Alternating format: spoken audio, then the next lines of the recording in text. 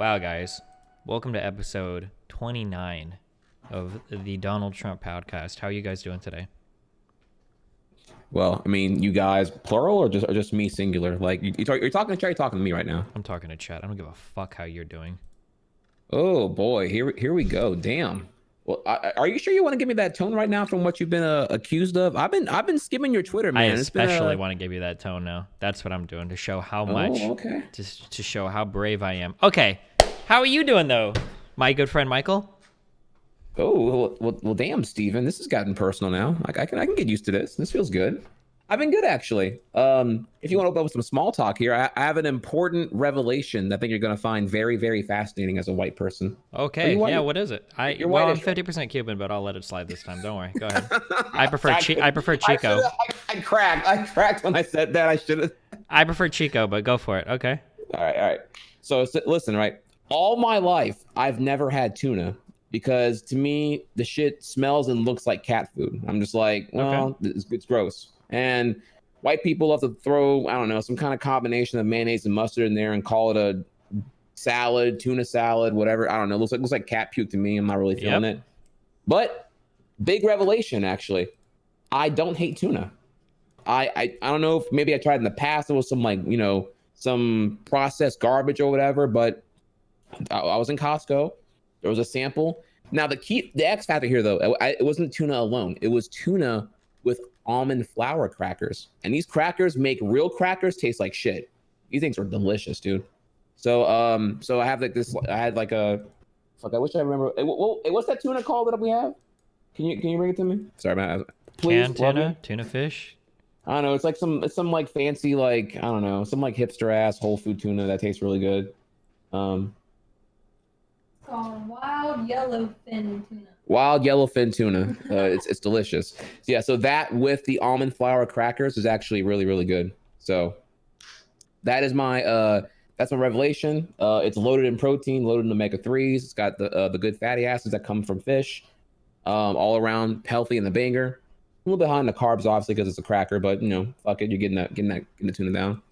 So yeah, that's my light topic here. I know we have a lot of there's actually a lot of heavy topics this week, so I wanted to kind of give you a light mood on a big revelation. So I'm part cat now. Okay. What about you? Which aside from all the shit we're gonna talk about with you in a bit here, what Well, any I would like to affirm that tuna thing is real. I don't think I would have ever eaten it normally in my life, but for some reason, I don't know if it's like standard white people stuff, but my mom used to make tuna. We called it tuna fish when it came out of the can. I don't know if that's normal or not, but she would make like tuna fish sandwiches. So yeah, it would be stuff that you'd put on bread and you'd eat it, and yeah. And I guess I liked it growing up. I'd probably still like it, maybe. I don't know.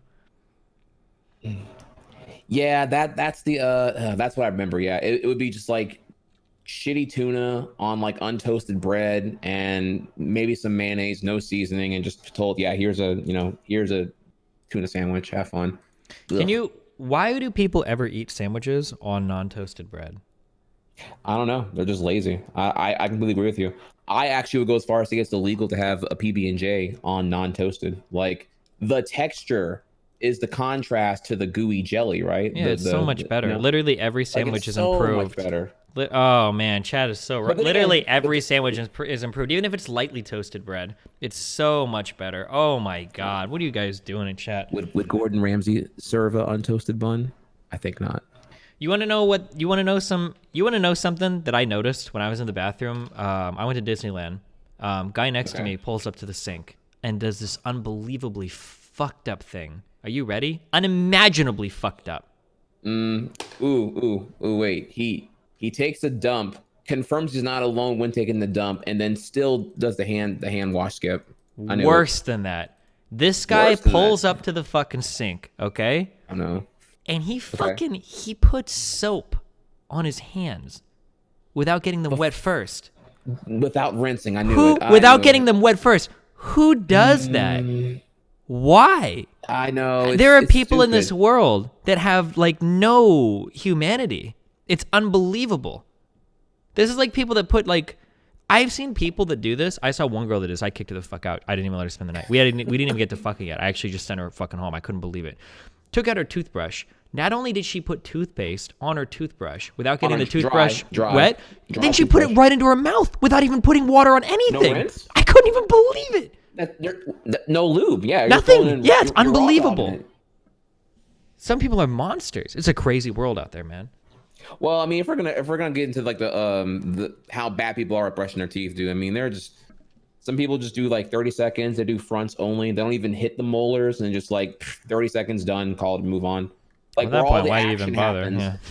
Yeah, and where all the action happens in the back. Nah, I ain't worried about that. You know, where all the cavities come and all the plaque and decay can like reside in. Nah, I just want the front to look good. You know, make it Instagram ready and then just piece the fuck out. Sure. I will say So- for the 500 IQ brushers out there, you are, in fact, not supposed to rinse your mouth when you finish, though.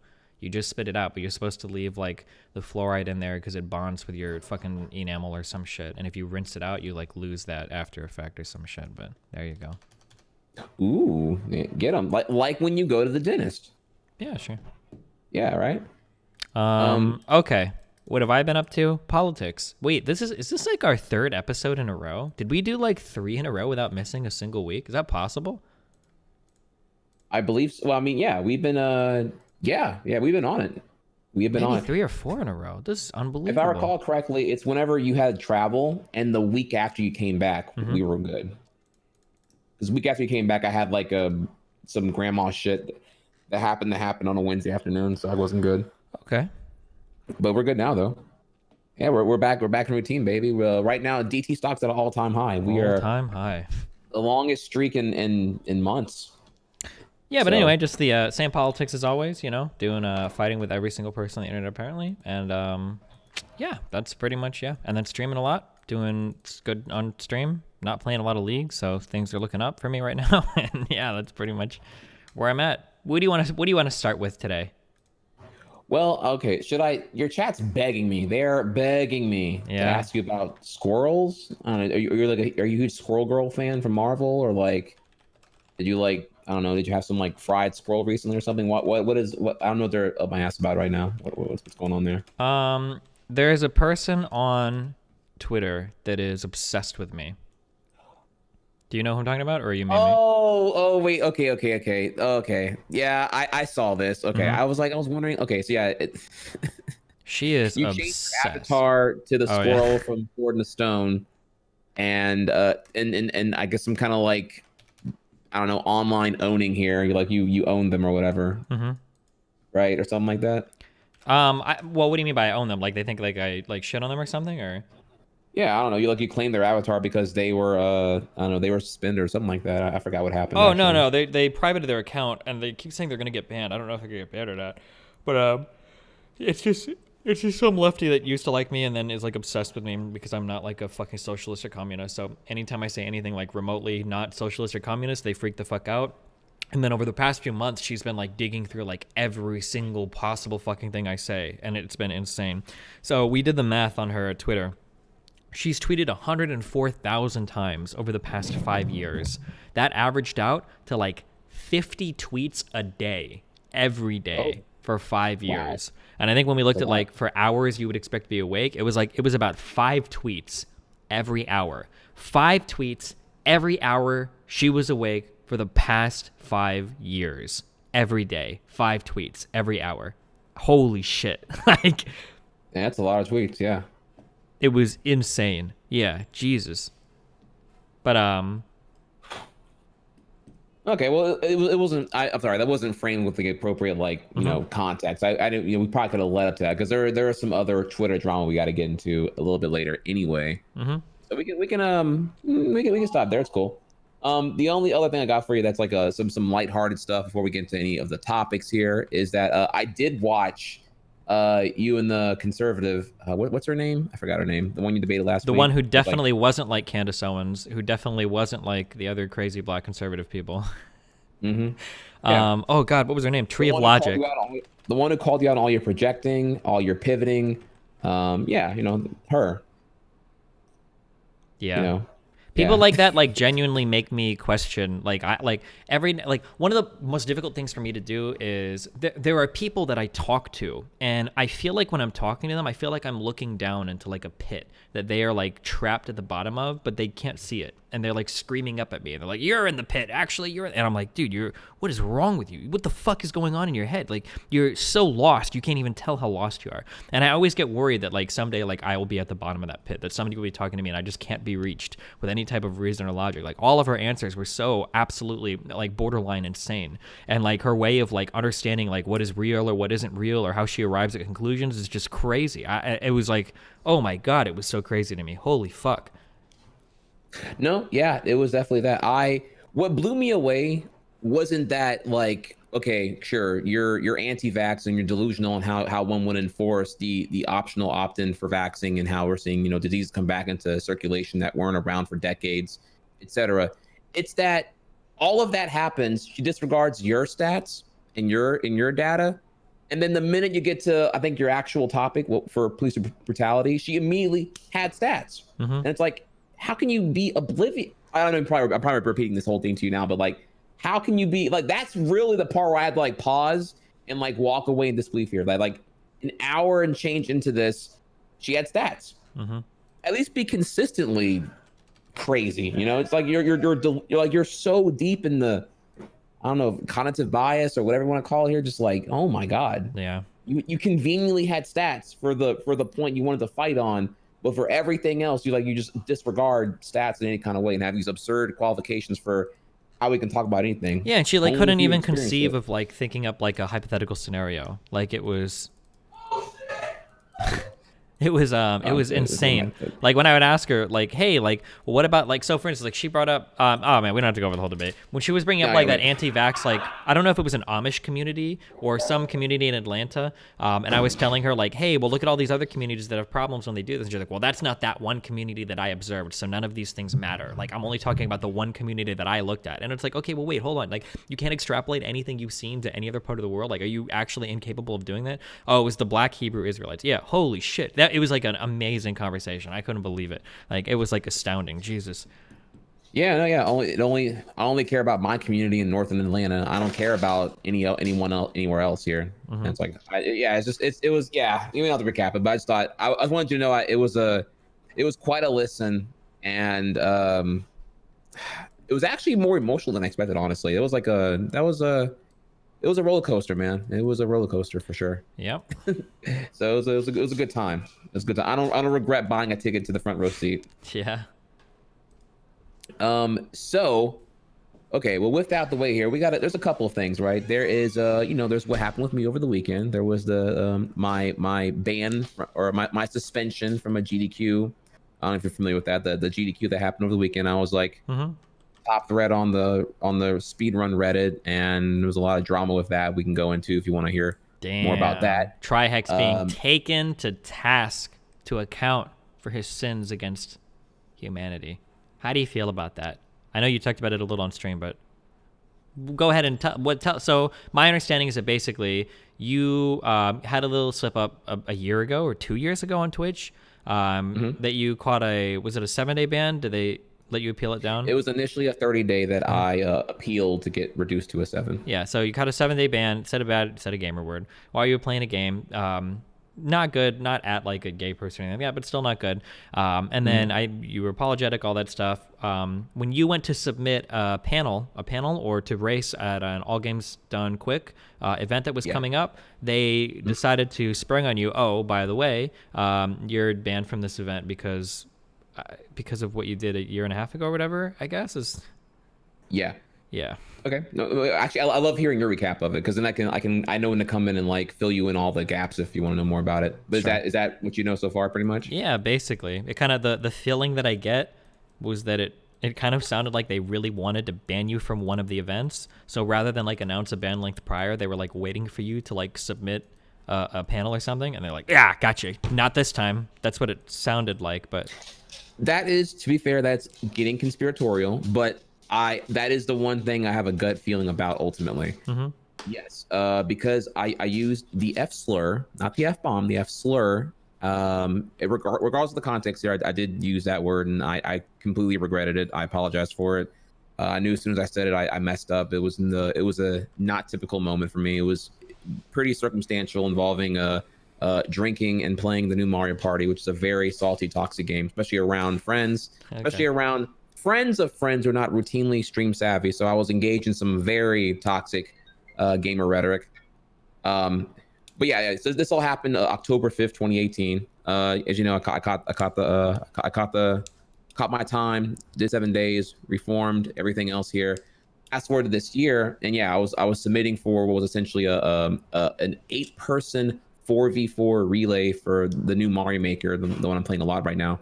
We were going to perform this at AGDQ 2020, which is January 8th through the 16th, 2020. And so we all submitted at the end of August for our panel. I say panel, our speed run, whatever you want to call it. And then they debuted the game list this past Sunday. So a full 5 weeks later. And they apparently only vet the runners after they make the game list. So it was at this time that I was vetted. I'm sure they probably, I don't know, Googled me and saw what happened or whatever a year ago and told me, hey, well, due to our zero tolerance policy on hateful speech and whatever else, I guess bigotry or whatever, you are also you are suspended retroactively, again their words, from all the GDQ events for 2019 and AGDQ 2020. So after that point, then you can submit and do everything else here. You can attend AGDQ 2020 if you want to. You can happily attend here. You can give us money or whatever. But can you attend this one or no? Yeah, I can attend this upcoming one. Is the one I'm talking about here. Yeah, AGDQ 2020 in January. Oh, because that isn't okay. Gotcha. Yeah. I can attend that one. I just can't speed run or be on commentary. I can't be a part of the production of it essentially. Now this is like not a big deal. I actually I get it. They're a charity. They got a huge thing and everything. Sorry, everyone's calling me the spam calls.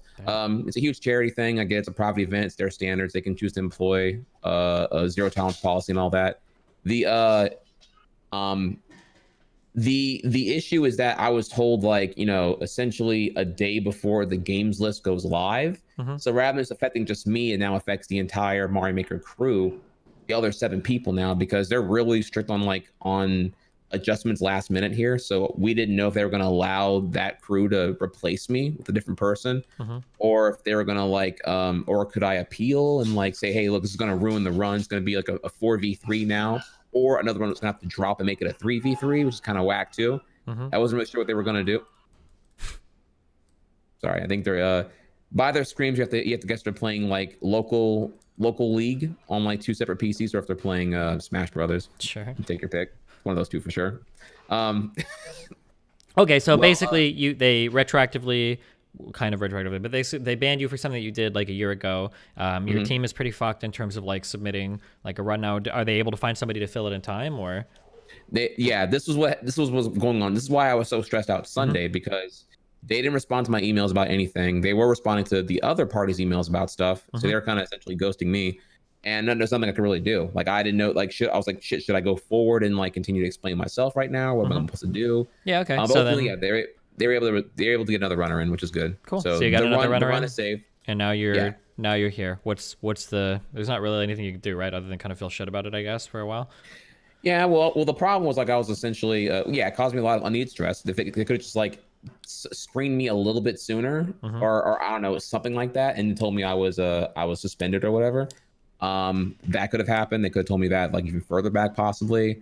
There was the other issue too was the fact that I in a panic Saturday night when I got the email that I'm suspended, I let my Discord know that, hey, I'm not in the run anymore because the email seems pretty firm. There's a zero tolerance policy on the whole thing here. So due to my actions from a year ago, I'm still taking heat for it. So I can't do anything.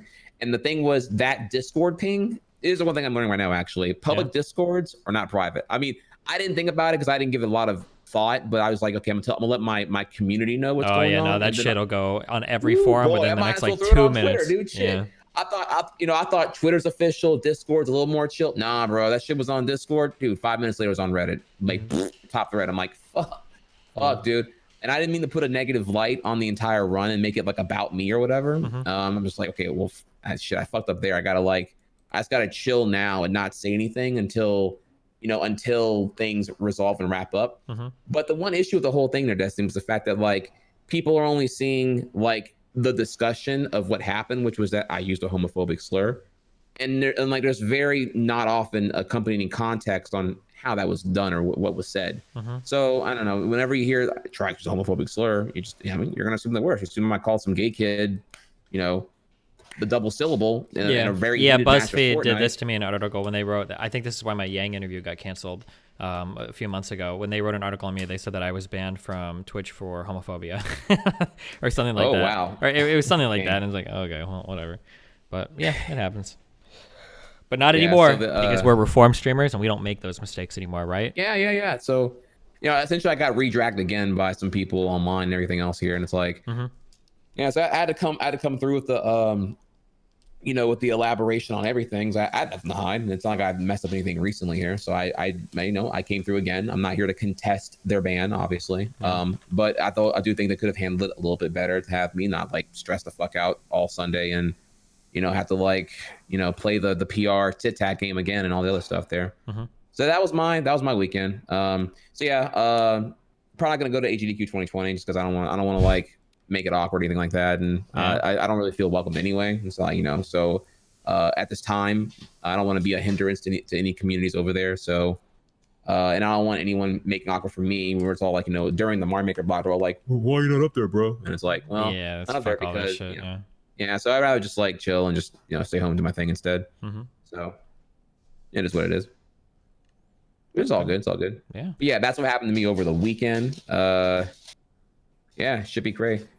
But you know what, though, at the same time, though, the one positive there that came out of it was it did feel good to finally talk about my suspension from last year and talk about, you know, how I reformed, you know, actually, you know, because I told a small story there about how I visited Twitch HQ and while suspended, essentially, because I had to film some TwitchCon stuff that I was already approved for anyway. And I'm surrounded by LGBTQ people. And like, I didn't know like who knew what I said and who thought that I was a bigot or a homophobic asshole or anything else here. And I'm not such.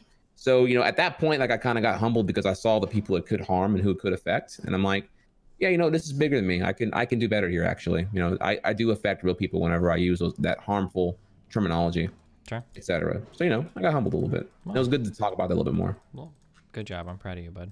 You're a reformed streamer now. We're looking at a reformed Trihex here. Whew. There we go. Real shit, dude. Real fucking shit. Have you, I'm sorry, because actually, I don't know. Have you have ran at All Games Done Quick before, right? You've been at events like these in the past, right? Yeah. Oh yeah, I'm actually a veteran. I was at the very first one in 2010. Okay. And I've been to like over 7 of them since then. Gotcha. Damn. Like I got the shit tattooed on my back from way back when. What do you normally run when you ran them in the past? In the past, it was Yoshi's Island. The game replays Yoshi, and you have Baby Mario riding on Yoshi. It's very, very intense. In fact, it's so intense, people would often request a controller cam because you can see my hand just like going stupid on the controller, and everyone would like be in awe of my APM, rivaling that of the Great Destiny when he's playing StarCraft 2. Okay, let's not get carried away, all right? I mean, I'm just letting you know, fam, this shit was crazy, dude. Like, okay. So yeah, that's what I was known for. Gotcha. Well, nice job. The 112. You know, baby, the streets 112 all day long. A legend. So that's the All Games Done Quick drama with Trihex. There's not much you can really do. Move on. Hopefully the next time it rolls around. Do you think you'll probably go in the future, right? Assuming you have a game to run. Yeah, for sure. Yeah.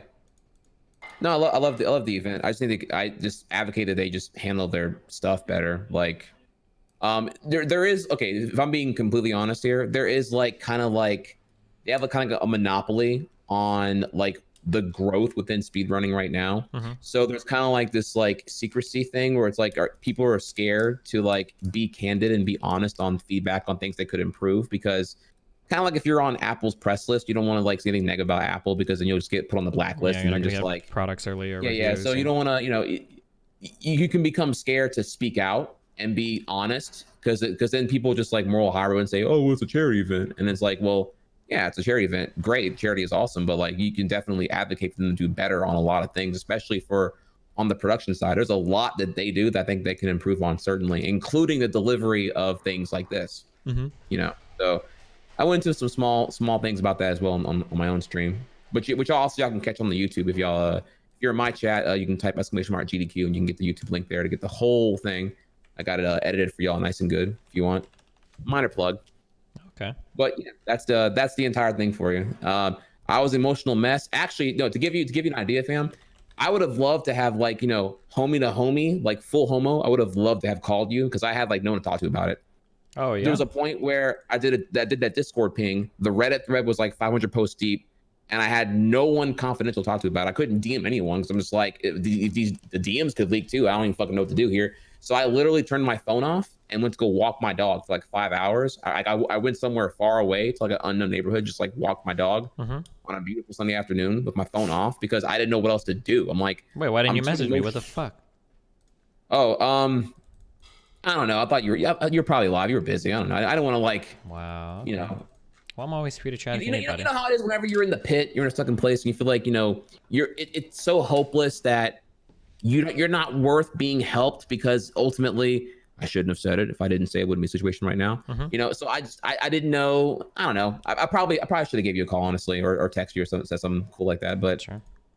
I don't know. I was in my sad boys like really, really hard. So nothing felt hopeful, I guess, until whatever. Well, in the future, you can always call me, buddy, okay? All right, I got you, fam. I appreciate that. All right, what do we got next? All right, so if you want to go heavy, we can go with the German synagogue shooting that happened. Breaking news. We can go into what we know so far and what there is to make of it at this time. If you want to go something a little bit lighter, we can go into some of this crazy shit going on in San Jose, California, with the unspecified, uninformed, happens whenever for however long power outage thing with the PG&E. We can talk about that. I mean, we can do the shooting real fast, I guess. There's not. Yeah, I figure that's probably one we don't get out the way here. Yeah, there's not much to say about it. I mean, apparently a couple guys tried to shoot up a synagogue, and they streamed it on Twitch under the CS:GO section. Right. But I mean, there's not much to say. Like, it may or may not be politically motivated. I don't know how much information has been released yet. I think this literally. Oh, it was one guy. Sorry, one guy shot. I think it was one guy, and he had some ramblings on stream. Apparently, it was politically motivated. He had I determined politically motivated. Yeah. He did some didn't he like say like wasn't he a Holocaust denier? Said it was the fault of the Jews and yeah. But yeah, this happened literally. I think like a couple hours ago or a few hours ago. Yeah. Yeah, he said that he had some other crazy shit too. He said that the declining birth rates are at fault from feminism and that's ultimately from the Jews. I don't know. It was some crazy shit, some crazy rants he was saying. So yeah, just typical like I don't know, crazy person. I say typical, like I don't mean to downplay it at all here, y'all. Just like did you watch the video? No, were you able to find it? I didn't find it personally. I saw some feedback on it. Apparently, he did a pretty terrible job at his attempts to be a mass. Well, apparently murderer, he could like get into the synagogue or whatever. But like, yeah, so he like started walking around like killing like passerbyers. It was kind of weird to me. I don't know if it's maybe because in Germany like shootings just don't happen, but there were like times where he's like pointing like guns at people. They like don't react at all. They just like look at him and they're like, "What's up?" I don't know if it's because in Germany they just aren't used to mass shooters. Maybe like we are in America. But like, yeah, I thought that was like really strange. But yeah, you compare that to if I can take a minor thing here. Do you recall there was a thing that happened in New York City where like a motorcycle like exploded or something, or like made a very loud noise and everyone freaked out and thought it was a mass shooting and everyone like scrambled? Do you know about this incident? I haven't heard about this in particular, but it doesn't surprise me that if you hear something like that, people would freak the fuck out. Yeah. Okay, it was a motorcycle that backfired and it was in Times Square. Oh, yeah, everyone. No, wait, I think we did. This wasn't that long ago, right? I think we listened to the video on stream. That actually sounded like gunshots, though. That was crazy. I remember this. Oh yeah, we watched this. Yeah. So there's video of it. Oh, yeah, I think we watched this recently, but then like the past like month or two, it was crazy. Yeah. Okay. Yeah, so it's just a comparison of reactions from being in USA versus I guess elsewhere. Yeah, he wasn't able to get into the synagogue, so he just started like shooting up other or went somewhere else or whatever. And I heard it was like he was very, very bad at what he did, which is good because ultimately that means that less people were hurt. As of right now, the death toll is currently at 2. But I guess, and there's not much more we can go into right now concerning the shooting itself here, unless you have more you want to add to it. No, I mean, we kind of have to wait and see what happens. I'm even a little hesitant saying that like it was like Nazi shit or whatever, because it could have been, he could have been memeing about stuff he read or whatever. I think it's usually better to like wait for the dust to settle a little bit on this. There's not much advantage to like covering it like as it happens, you know. People are questioning me here. I'm sorry. Yeah, I read here was there's currently 2 confirmed dead. Am I wrong on that, chat, or? That's the last number that I'm aware of, but yeah. I don't have to give me question marks here. I don't know. Okay. Well, so here's the bigger thing, right? Or not the bigger thing, but like the contextual thing for us as streamers here. This was broadcast. Hang on, dude, I'm in like I got 3 calls here. Hang on a second. Damn. Wait, do you think if I start screaming into my microphone, do you think Trihex is gonna have to take his headset off? Oh my god, I want to do it. Oh my god, should I? Tell me if I should do it. Do it.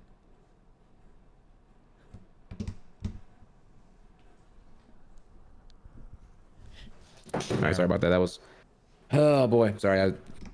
You know, when your mom, Steven, when your mom calls, when your mom calls midstream, what do you do? Do you hang up on her, or do you answer the phone? I'd probably answer and tell her, hey, I'll call you back. Yeah, it was essentially, I was like, you know, call, answer, how urgent is this? Okay, I can solve it an hour from now. Great, okay, I'll call you back. So just want to let everyone know, you know, I love my mom, and she wouldn't call me if it wasn't a waste of time. Most of the time. She does love to like call me when it could have been a text, but you know, it's all good, you know. Yeah. It's always good to hear from her. Okay, so that's basically that. I mean, there's nothing else to say. What's next? Oh yeah, you know, I'm sorry. What? The contextual factor that it was live streamed on Twitch, though. Do you think? Do we see now? Because we were talking about this before, right? That eventually the inevitability here is that people are gonna start doing shit like this on Twitch. Yeah. Yeah, you know, with the Facebook Live one that happened, what was that, last year or earlier this year? I forget now. The one where the guy just shot the dude, the black guy, the homeless guy. I don't know if he's homeless or not, but the guy that got out of his car. No, that one was that was on Facebook Live, but there was like there was a worse one though, right? Wasn't there one where a guy walked to a church and like killed like 12 to 30 people? And it was Are you talking about the Christchurch, the New Zealand one? Yeah, the New Zealand one. Yeah, that's what, yeah. Which one was like, yeah. Yeah, but, I mean, live streaming is like. This is actually like super dark, but God, I don't remember the names. Remember all those shitty movies that do like the battle royales? Isn't like I'm trying to remember. Purge? No. Oh God, I think there are multiple movies, but I know that there are a few with like the famous actors. But like, don't they normally set up the plot as like they live stream like the games or whatever, and that's like the thing that like people obsess over. I want to say like either Vin Diesel or The Rock or whatever was in like one of these. Does anybody know what I'm talking about? It might literally be called Battle Royale. I think that might be the name of the movie, but it's kind of like that. It's the idea that people like obsessed with like watching like that type of like action like live or whatever. It's a little dark that we're kind of like in that era where like if you want to be like a mass shooter now, you know, people always like don't give them attention, don't say their name, but now they can literally like live stream that type of content. That's pretty insane. I was gonna guess Death Race, like this really like B movie as fuck movie, but I don't know what you're talking about. I don't know. People are saying Hunger Games, but I don't think you mean something that obvious. Gamer starring Gerard Butler. I don't think so. People are saying the name of the movie was Gamer. Is that actually what it was called? Yeah, there was a shitty movie called Gamer where well, no, it wasn't. It wasn't an online game. Like they're dropped on an island, but it's like being like broadcasted live or whatever. I think.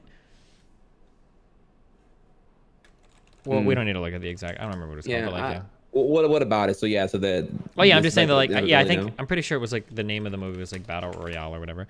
But yeah, it's crazy. Or there was like an American version of it. But yeah. Gotcha. Yeah, I don't.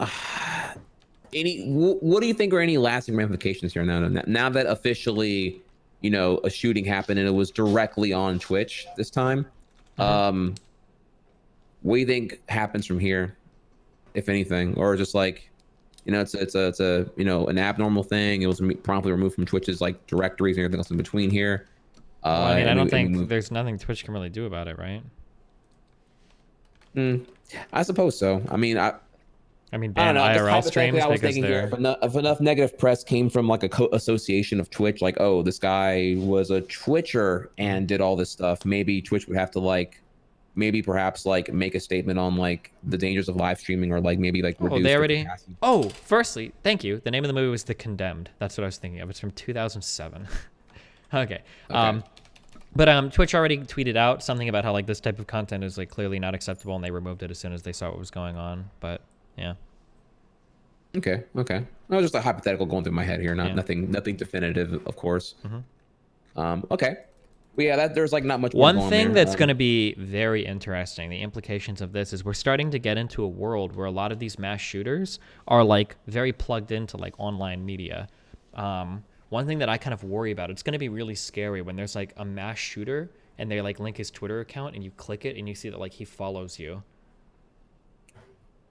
That's going to feel like really unnerving. And we're going to get to the point too where there are like mass shooters that people are like, oh shit, like I remember him, like I like gave him a hug at TwitchCon or some crazy shit like that, you know, like, or I've got like pictures, like he'll post like an Instagram that you'll see like, oh, like he went to like this event or this event. Like I think it's going to make, I wonder if it would make people more paranoid, you know? That's a valid point, actually. Actually, if we can here, this is actually a good segue to not a topic I had planned here, but one I read about. So if you don't know here, the Columbine shooting, right? The two guys, the trenchcoat mafia, the two shooters, I forget their names particularly here, but whenever they executed everyone on, April 20, 1999 at Columbine High School, they notably spared some of their best friends. Right, because they're like, you whatever, like I feel for you, and you weren't a dick to me, or you're worthy of my approval, or whatever. And he's kind of like spared them randomly in the midst of their massacring. Very, very sad and tragic here. And you're right, in essence here, you could be kind of like their comfort food in between their like diabolical planning for attempted, murdering. Just terrible. And you don't want to be associated with that at all. And then you're right, fuck that. I don't give a fuck about that. I was thinking about being comfort food. I'm more worried that like, damn, like what if that guy would have done his like mass murdering when he like came up to me? That's more what I'm worried about. I guess the comfort food thing or whatever is something to think of too. But I'm more like if some guy like shook my hand at TwitchCon and he had the capacity to like go and like shoot up like some fucking church, I was like, well, fuck, like that guy could have tried something, at TwitchCon. Like that would be like really scary to me, That's what I was thinking of. But... Okay. As in like a threat to you, possibly. Yeah, hell yeah. What the fuck? That's a fair point, but TC I feel pretty better about than most other things. They were really thorough with the whole bag check stuff. Or you feel like that wasn't the case? No, I think they were pretty thorough. Yeah. Yeah. I wasn't too worried here.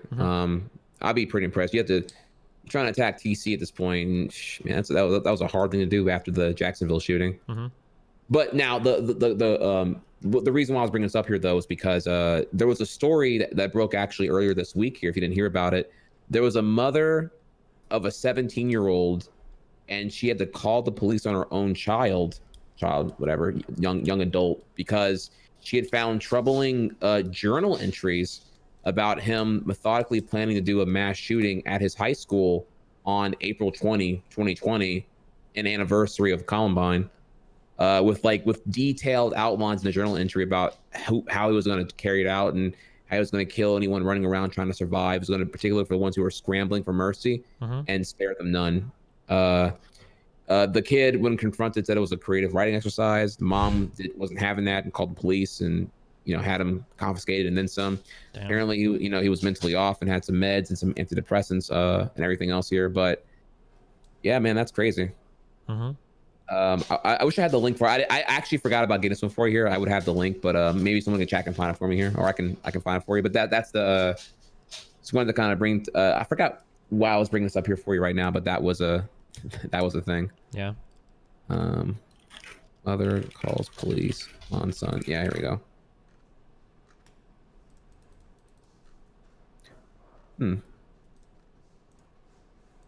No, this is. I gotta find the recent one. Was it September 3rd? I thought it was like actually earlier this week here. Maybe I was wrong on that. Oh, I'm sorry. I don't have the citation for you right now. All right. What are we moving on to next? What's next? What's next here? So let's see. If you want to do other big things, or we can kind of go to a smaller thing now. How do you feel about this power outage thing? Did you hear about this on the? People keep somebody asking about it. I looked it up, and apparently it's only for like Northern California, but supposedly like a bunch of places in Northern California. Oh, thanks. Yeah, sir. I'll give you my link I have right here. So yeah, supposedly there's gonna be like a big power outage due to the fire stuff. There's like millions of people that are gonna be cut off. Like that's pretty crazy. Yeah, 800,000 customers are gonna be affected by the outage. The problem is like how vague they are about who's going to be affected. There's like outage areas outlined on a map, but like how long is another question here too. You know, could be 4 hours, could be 8 hours, could be 5 days. Oh yeah, I was hearing like upper bound, like worst estimates is that you could go like a week or more without power. That was like possible. Yeah, it's not.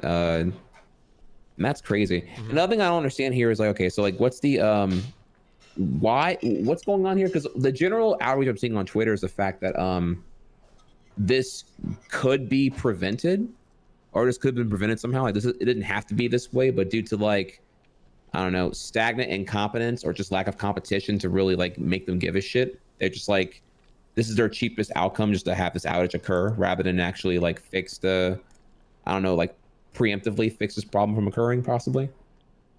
I don't know. I don't know enough about that shit to know that. Are people saying they could have found a way to contain the fire otherwise? Or? I have an article here. Yeah, I only have this one article that says, you know, one angle of it, but I don't know if I have enough angles to comprehensively say like. People are saying apparently that the power company is literally using like 100-year-old equipment or some shit.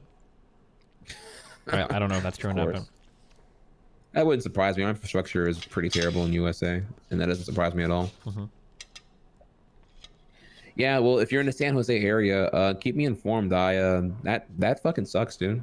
And apparently it's good. This affects a lot of people too, because there are some that might be on like I'm using some absurd examples here, but like life support, medical equipment, and things like that. And yeah, you could be fucked.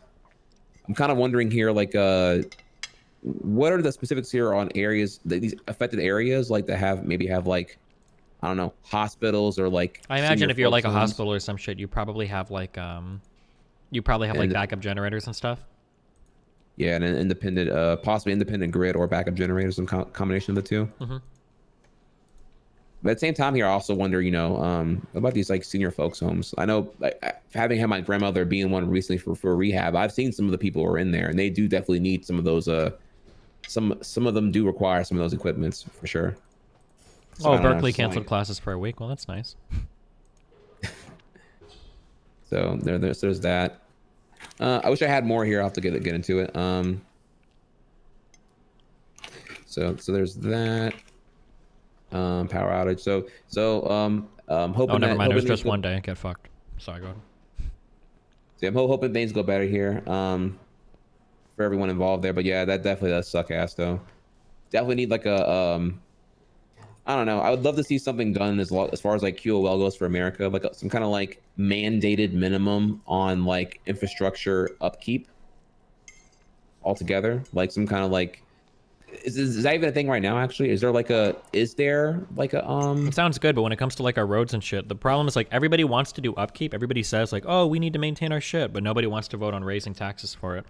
Like even in Omaha, like when I see emails go out, they've got to like fight so hard to raise the property tax by like a percentage of a percentage of a percent, and people go fucking ape shit over it.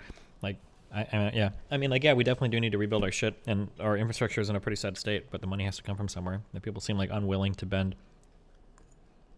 Yeah, I think that goes back here to like this the general notion that taxes are evil at all times. So there's never any like there's like no revenue to pull from to actually like afford to fund these things, unfortunately.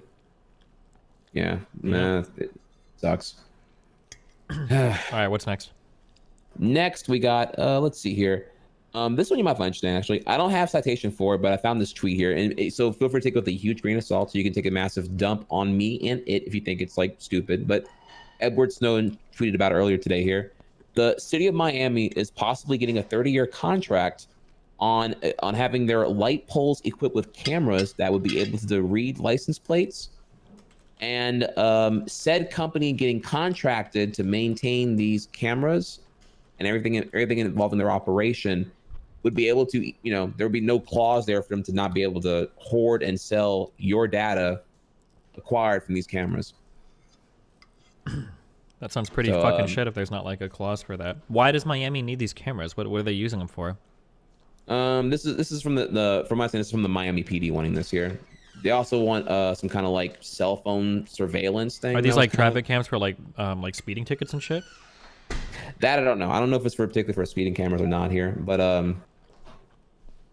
I just imagine they want it for like a bunch of reasons. I mean, I don't know, it could be documentation of traffic, you know, any vehicles look suspicious, you know, whether it be like, I don't know, drug importation or anything. Miami's probably got a lot of shit going on too. I can imagine probably a multitude of reasons why the Miami PD might want those cameras on those lights, and ones that are good enough to read license plates for them. So yeah, you know, whether it be, you know, there's a bunch of shit: human trafficking, drug trafficking, stolen vehicles, dirty plates, all that kind of stuff there. Yeah, I don't know. That's I mean, like, we kind of have these discussions all the time, like how much freedom do you trade for how much security or whatever. I like on one end, I guess I don't mind the idea of like having cameras and shit, as long as you're not going to give me a speeding ticket out of it, because fuck speeding. But yeah, I don't know. I mean, like, technically you can already collect all this information anyway. Like, people privately have cameras set up and shit, and if it was overlooking a street, like, they could theoretically collect all the information. There's probably nothing you could do about it. So yeah, I guess my thing here is like, I was trying to find more on this. I couldn't find anything on it. And the thing is, like, I wonder how this whole thing works out. Did like the independent company like approach the city of Miami and be like, hey, look, we'll do everything for free. You know, we'll give you access to it, and we'll install and maintain it. In exchange, you know, ultimately what's on the camera is our product, or, you know, or the people there are the product. So we want the data, and we sell the data out. Like I mean, I don't even know if there's that much money to be made doing that right now. Like, what do you even do with data like that, other than seeing like where people go to and from every day? I'm not sure. I mean, I don't know why is Facebook violating data breaches so freaking often, right? When they're just like whether it be like third parties. Well, Facebook collects like far more sophisticated data on users, right? For the traffic stuff, I imagine the city probably has like a contract that they're actually paying this camera company for. They're not offering to do it for free. I doubt it, right?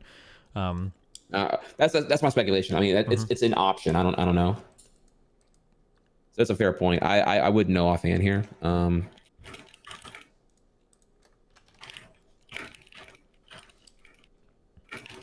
Sorry, I keep upping the topic here all late. We're probably about to wrap up this topic right here, actually.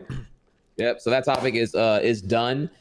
And you know, I've been giving you some softballs here. Let's go ahead and get into the one here. So I'm gonna call a beta cuck here, sir.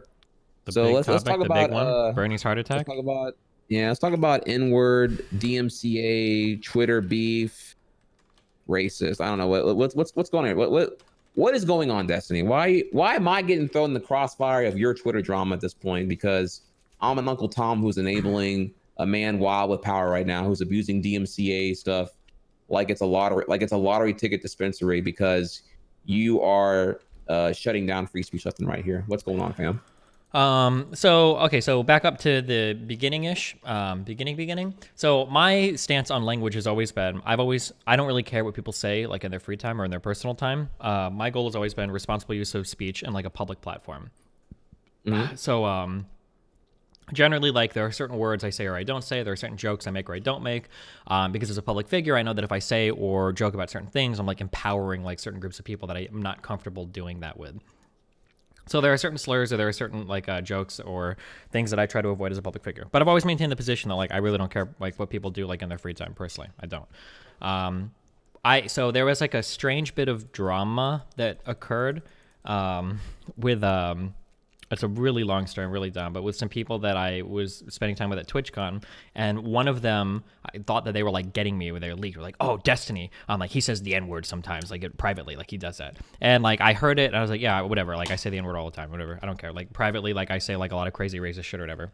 Obviously not all the time, and probably not even really that often. But people clip this as like it was some like huge admission, like I'd never said this before, and now people are running around like basically saying that like I'm constantly like saying it. Like basically I'm just waiting to shut my stream off at the end of the day so I can just scream the N-word like a million times, or any other slur. And then that Squirrel girl has been involved in like trying to like clip like random things showing that like me and all of my friends, like I think she retweeted a picture of Mr. Mooten wearing like a face mask, like he was doing blackface. It was like, I guess her implication or whatever. Like really, really crazy shit.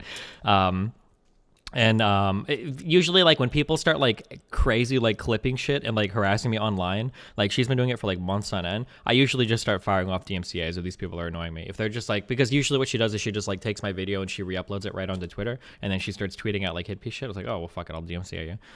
Usually it's to fuck with people. Like you can't really hide content like that from the internet, but I know that like it pisses people off, so yeah, fuck it. Okay. Which part you want to go into, Michael?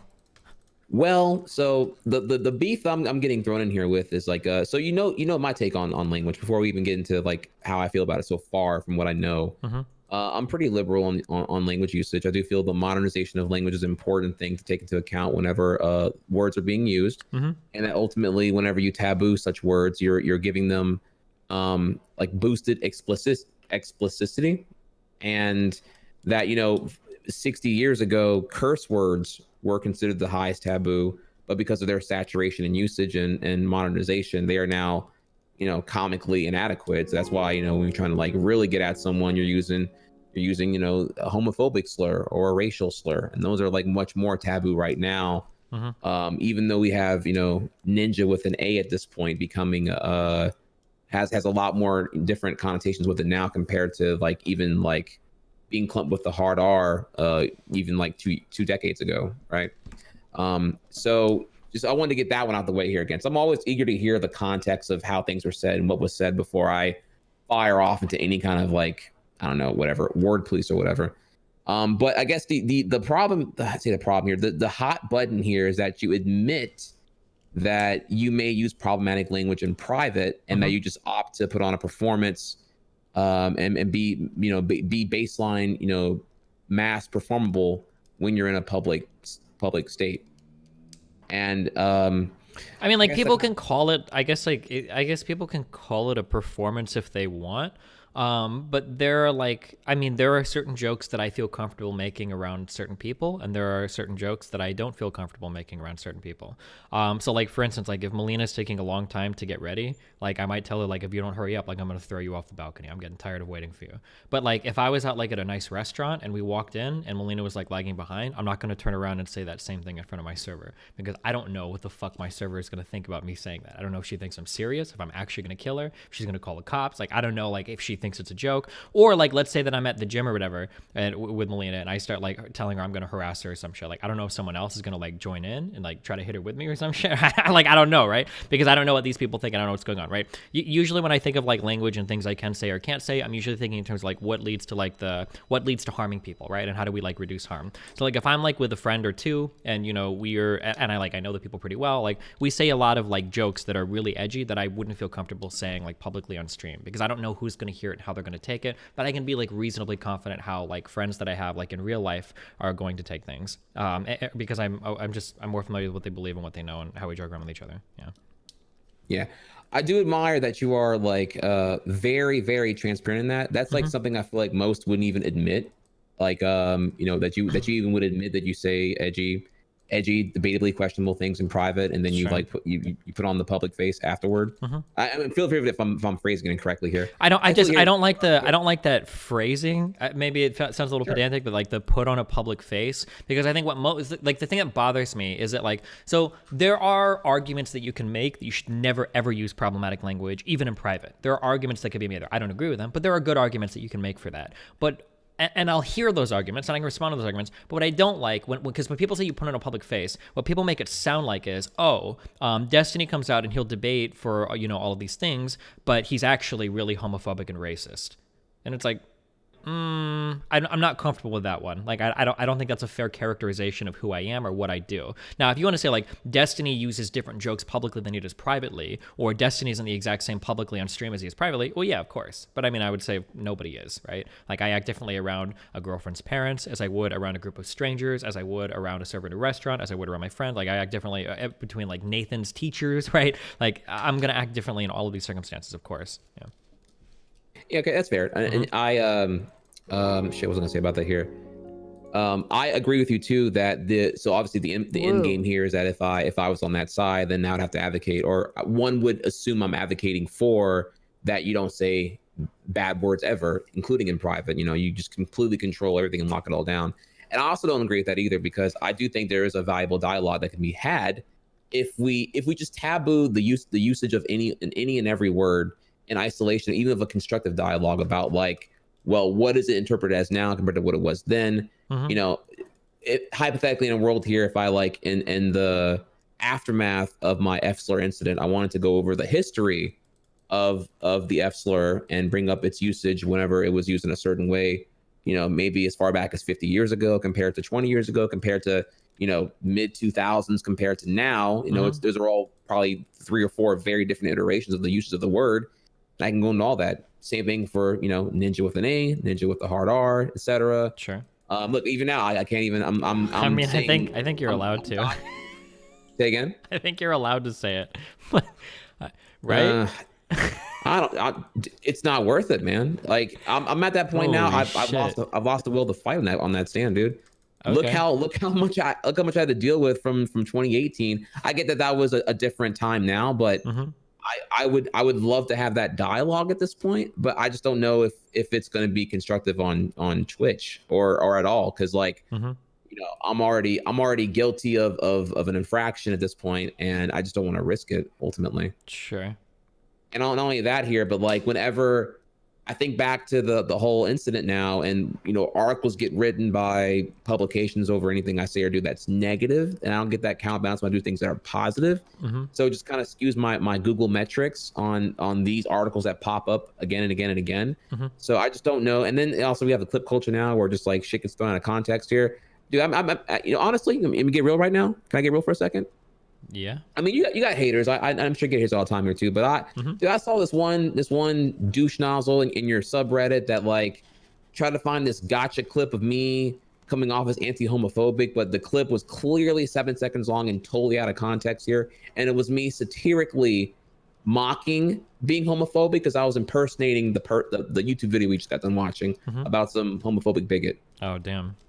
Yeah, but obviously the thread had like 0 votes though, and the guy got shitted on really hardcore from your fellow subredditors. But the point is, like, these haters, they do exist, and it's like I would love to feel confident one day to have the ability to have that kind of dialogue about language and really go in ham on you know, the whole thing about, you know, why people want to ban Tryhard and why it's a bad thing to ban Tryhard, and go further in on that language dialogue. But I don't know, man. It's risky right now, you know? Yeah. You know, going again, and let me clarify that again with the qualification here. Right now, I have 1 infraction. I'm chilling. If I get another infraction for any reason, or if I'm on the defensive for being accused of being yet again a bigot or whatever it may be, you know, now I'm on 2 strikes. Now I'm on thin ice. Now I'm forever on, you know, peanut shells and nails and everything else in between. So I'd rather just chill and not have to not do fights I don't have to do at this time. Yeah, it can be scary. It can be scary. I mean, what are you have what currently one strike 2, if I recall correctly? For on well, assuming here we believe the policy of Twitch where you do 3 strikes and you're out. Yeah, well, I only have 1 on DMCA right now, which at the moment is indefinite. But in terms of like hate speech or any of that, I'm clear right now. You should be as well though, because your ban was a long time ago. Those clear? Yeah. I thought those were permanent marks. No, those drop off. Oh. Yeah, you're good. Ooh. You should be 100% clear right now. Oh. Do you feel liberated? Shit. Wait, don't go too crazy. Not on my stream. You can do it on your stream after that. A little bit, yeah. It feels. You know, I mean, I thought it was like 3 strikes, man. I thought it was like, you know, you get 3 strikes, and then you get the jail cell, and that's about it, dude. You in Twitter jail you in Twitch jail forever. No. But basically that's a summary of like all the shit that I'm in. So like every time this comes up, everybody acts like it's like a huge surprise, and then people say that I'm a secret racist or secret alt-righter, and then sometimes if I get like sick enough of it, I just start like DMCAing people, if they're like literally just like ripping my clips and like uploading them straight onto Twitter and they're using them to like attack me, I'll just DMCA them. Fuck it, because I'm within my legal rights to do so. Like people act like I'm abusing the DMCA, but I'm not. Like you're rehosting my content, like full stop, without any editing or anything at all. So I mean, I'm within my rights to DMCA, and yeah, I do it. So fuck them. Yeah. Now, and before we move on here, so I got to throw out the one thing that clears both me and you here about this whole thing, right? So, because this is what the thing they're going to throw me at if I don't call you on them right now here. Yeah, go for it. So when it comes to, say, hypothetically, the N-word usage, yep. One would assume you wouldn't want to use it around me, but you would feel more comfortable using it around other people, given the context of whatever. Maybe it was used prior to having a black best friend. I don't know if I am your black best friend or whatever it may be, right? But so the reason why I'm not popping Destiny on that right now here about that is that, again, I do believe in the liberation of language, and my 2 prior roommates, like, you know, when I was a full-time university student, it was a Vietnamese friend and a white guy, and they both, you know, were way more, you know, what are you going to call it, thuggish than me, and they use ninja with an A all the fucking time, way more often than me. Actually, they actually were, you know, they were like, man, you act white as fuck, bro. So they were the ones who were just like, you know, super into the whole thing there. They were, you know, because it gets reinforced from, you know, hip hop and rap music, and just like the more of like the modernized contextualization that it's like, I don't know what's the word here, a word for, you know, compadre, companion, associate, sure, my friend, whatever. So I don't know, and I didn't sweat it with them. I didn't really care, honestly. I was like, yeah, that's whatever, dude. I never really took that seriously. Like, I don't take that obviously the context here is not meant to be one of dehumanizing or assaultful. So I ain't really sweating it. But, you know, obviously here, that's the difference between how I would perceive it versus like how anybody else. But if you want to give any more context on that here, you can. But I feel like I had to at least put you on that point right now, because that's the thing I'm getting chewed out for on Twitter this time about that. Yeah, I mean, honestly, I can't even think of like a joke like offhand, but like sometimes we just say like really edgy shit to each other to be like fucking edgy, but like that's it. Like, I don't really know, like obviously I don't to you, because I don't think we joke around in that manner. But I mean, yeah, there's just some jokes I make around some people I don't. I've got a couple friends that I'm like, I feel a little bit more comfortable like making fun of like their Asianness, but I don't do that around all of my Asian friends. Yeah, you know, it really just depends on the person and the type of relationship I have with that person. But I mean, like, this is true like of literally like all forms of humor, I think. No, for sure. And if I can also, in the moment of transparency here too, also tell you, you know, I'm dating a white girl right now. I'm in a relationship.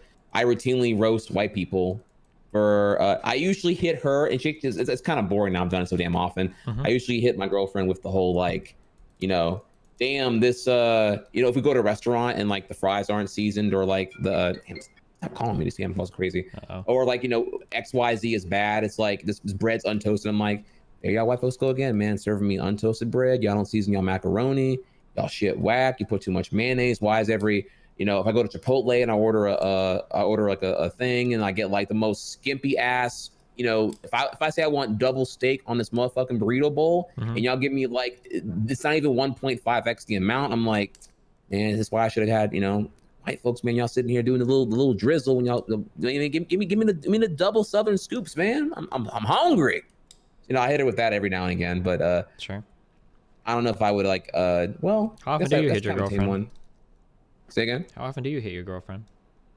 How often do I hate her? Hit her. Wait, what? Zero. I just heard you say like 3 times. Like, I hit my girlfriend with. I'm just saying. Oh, they're making the clips. They're making the clips. It's too late. Oh shit! Oh, just let me know if his channel goes offline, guys, while we're talking, so I can cut the cam, because I don't want to get taken out with him. All right. Oh my god, dude. You are something else, dude. Wow, I can't believe I actually fell for that too. Like. Oh, we can sort of segue into a somewhat related topic. Did you see the Oh? What game was this? It was for League of Legends, the cosplayer that got, I guess, banned and not allowed from the event for Blackface or whatever. Blackface cosplay. Did you see the cosplay? No, I need the. Can you give me a picture? Link the picture. Oh, this was actually really sad. Oh no. Give me what's going on here? Are you guys gonna make me look for it? Hold on.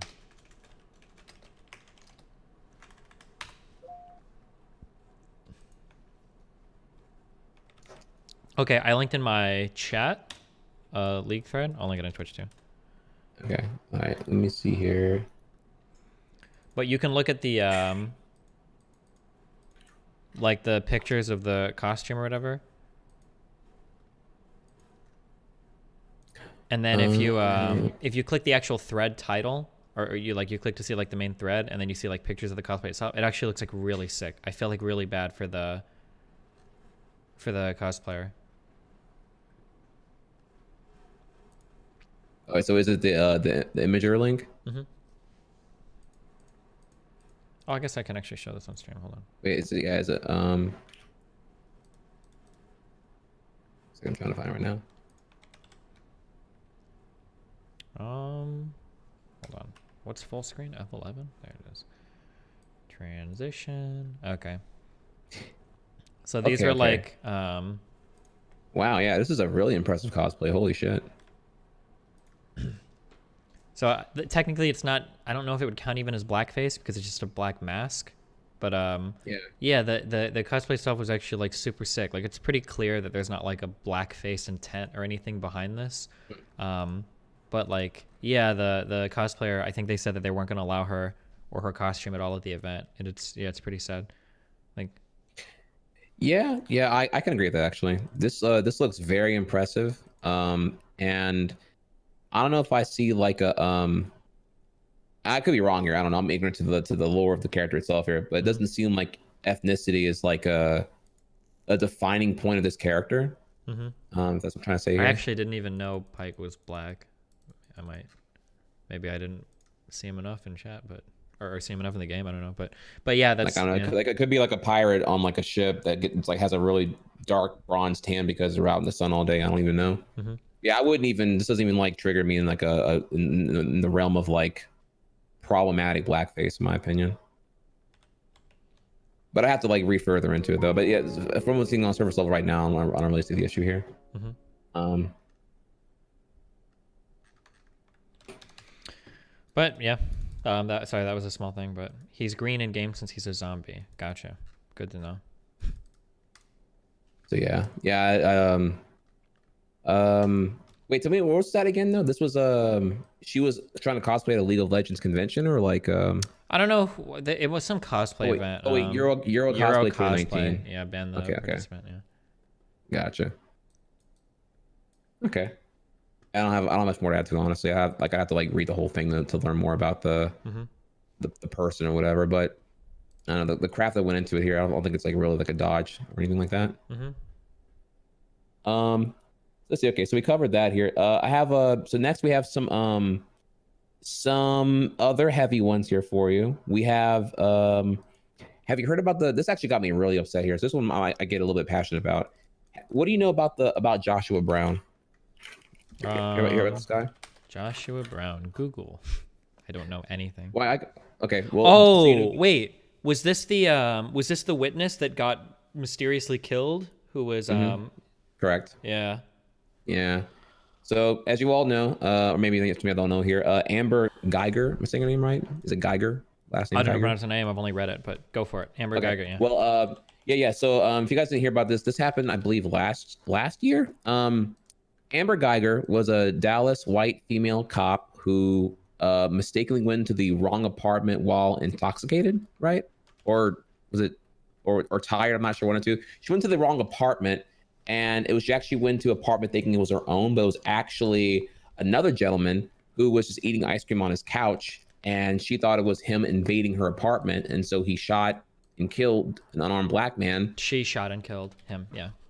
Yeah, I'm sorry, did I say it wrong? Yep. He shot and killed him, and for by mistake, and then she went to trial for it. The revolution recently is that that she was found guilty, but she was convicted for 10 years in prison for it, which, in my opinion, seems pretty light for that. I mean, I guess the value on his life was only 10 years, which is kind of crazy. Think so? White cop killing a black man, 10 years? These days, that's pretty good. It's better than acquitted on all charges. But no, yeah, I know what you mean. I'm being facetious. Yeah. Yeah, at least justice came in all here. But yeah, that's still like pretty fucked. Yeah. Yeah, pretty fucked. Now, but that's one thing, and that is absolutely terrible and devastating on its own here. But this is where it gets even more like gut twisting. Joshua Brown was the next or the same hallway. I don't know the proximity, or next hallway or nearby neighbor who was a key eyewitness to the testifying of Amber Guyger's shit, and he was murdered debatably execution style when getting out of his car near his apartment last week. He was shot in the mouth and the chest, He was shot several times. And they were trying to, the Dallas PD was trying to find more evidence on like, who could have done this or whatever, right? Like what was the motive behind this whole thing here? It was confirmed earlier this week that it was there were 3 suspects from Louisiana who were being sought after in relation to this murder right here. And this is where it gets really, really dumb now, though. So the Dallas PD are now saying that he probably got shot due to a drug deal went wrong. They raided his apartment and they found, if I recall correctly, 12 pounds of marijuana in his possession. Okay. Which is just like, and I hate the sound, man. This sounds like a load of bullshit to me here. Well, didn't they, dude, I'm going hardcore off of hearsay because I didn't read all the stories, but weren't people saying that he didn't actually have a history of dealing drugs? Yeah. Honestly, whenever it becomes like a key witness testify here, you feel like if there was like any history of drug usage or any of that would have came forward probably in some kind of hit piece article anyway, whenever he was testifying. Can we trust him? He's a drug dealing gangbanger or whatever. I feel like that would have definitely came out, at that point, whenever he was testifying. So to me, it's just also, like, and I'm sorry, okay, maybe I'm very privileged in growing up. Who the fuck drives 4 hours to buy weed? Yeah, that too. That's the other thing here. Did I just live? Because I lived in the shit ass fucking Midwest, and even I have never heard of. And it's 2019. What the fuck? Like, who the fucking, like, what did they set this up on, like, on fucking eBay or some shit? I don't know. It seems really weird. But maybe in some places, or maybe because they were buying so much. But yeah, I don't know. Yeah, the suspects. From what I last heard, the 3 suspects that were wanted were not names were not released this time. This is an ongoing investigation. This rhetoric now about the drug dealing and the drug deal gone bad, 12 pounds of marijuana. I'm just like, I don't know. To me, I just can't trust it anymore because we've seen examples, direct examples of body cam footage exposing. Hell yeah, we have, of those fucking cops either doling up fake charges, or the ones where they're literally like planting shit like in the back seats because the dumb fucks don't realize that the cameras turn on like before they're ready for them or whatever. Oh yeah, right. Fuck. Just that whole thing there, dude. Yeah. And this looks like 100% like just completely, and the motivation looks really transparent here. This Joshua Brown exposed a cop for doing some stupid shit, and I don't know, some people got butthurt about it, and they wanted to get retaliation or revenge, whatever you want to call it. So it's sickening because another unarmed black man died completely needlessly, innocently, and then his neighbor violently gets executed. He didn't even have to be involved here. Like he was, I don't know the situation of how one becomes like a key witness of the whole thing at this point for testifying. I'm still, but I can't imagine like he leapt at the opportunity, or maybe he did because he wanted justice for the gentleman. We're not having his name offhand right now. It's still but we technically don't know 100% if this was like an actual police related thing. Like it is possible maybe that he did get killed because of drug related shit. So it's a little conspiratorial right now, but yeah, I'll be interested to see how that court case turns out because they did make 2 arrests for the guys that shot him, right? I don't know. Did they? I last heard that they are. I thought 2 arrests. I thought I read that 2 arrests were made over the shooting. Okay. Yeah. I know that there were 3 suspects. I didn't hear about arrests at this time. That could be wrong. I haven't looked into it in 2 days.